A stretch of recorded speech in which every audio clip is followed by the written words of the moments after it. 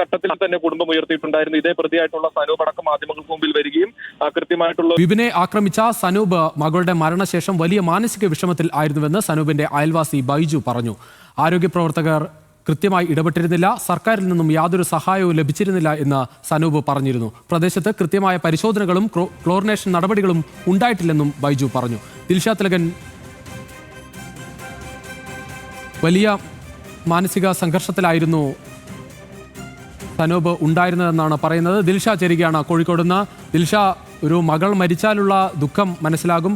അതിൻ്റെ ഒരു പ്രശ്നത്തിൽ തന്നെയാണ് ആ മനുഷ്യൻ ഇത്തരത്തിലുള്ളൊരു അക്രമത്തിലേക്ക് തന്നെ പോകാൻ കാരണമായത്. എന്താണ് ഈ കൂടെയുള്ള സുഹൃത്തുക്കളും മറ്റും പറയുന്നത്? ഒരു ഇടപെടലും ഉണ്ടായില്ല എന്ന് തന്നെയാണോ ഇവരുടെ ആരോപണം?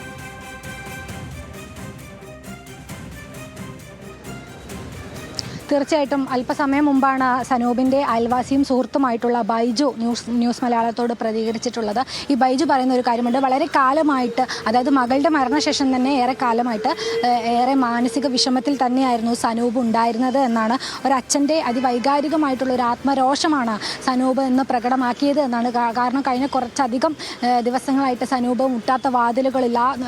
കുഞ്ഞിന് വേണ്ടിയിട്ട് കുഞ്ഞിൻ്റെ ചികിത്സാ പിഴവൊക്കെ തന്നെ സനൂപ് നേരത്തെ തന്നെ ആരോപിച്ചിട്ടുള്ളതാണ്. കുഞ്ഞിനെ ആദ്യം തന്നെ താമരശ്ശേരി താലൂക്ക് ആശുപത്രിയിലായിരുന്നു പ്രവേശിപ്പിച്ചിട്ടുണ്ടായിരുന്നത്. ആ സമയത്ത് കൃത്യമായിട്ട് ഡോക്ടർമാർ ഇടപെട്ടിട്ടുണ്ടായിരുന്നില്ല എന്നാണ് സനൂപ് സുഹൃത്തുക്കളോടക്കം പറഞ്ഞിട്ടുണ്ടായിരുന്നത്. സനൂപ് ഈ ആരോപണവുമായിട്ട് നേരത്തെ തന്നെ രംഗത്ത് വന്നതുമാണ്. മകളുടെ മരണത്തിന് കാരണം ആശുപത്രി അധികൃതർ തന്നെയാണ് എന്നാണ് സനൂപ് പൂർണ്ണമായിട്ടും വിശ്വസിച്ചിട്ടുണ്ടായിരുന്നത്.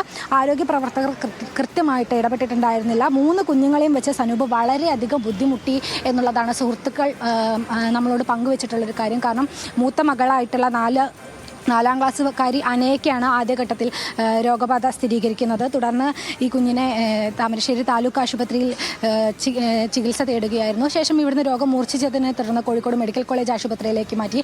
അവിടെ നടത്തിയ പരിശോധനയിലാണ് കുഞ്ഞിന് അമീബിക് മസ്തിഷ്ക ജ്വരമാണെന്ന് സ്ഥിരീകരിക്കുന്നത്. എന്നാൽ കുഞ്ഞിൻ്റെ ജീവൻ രക്ഷിക്കാനായില്ല.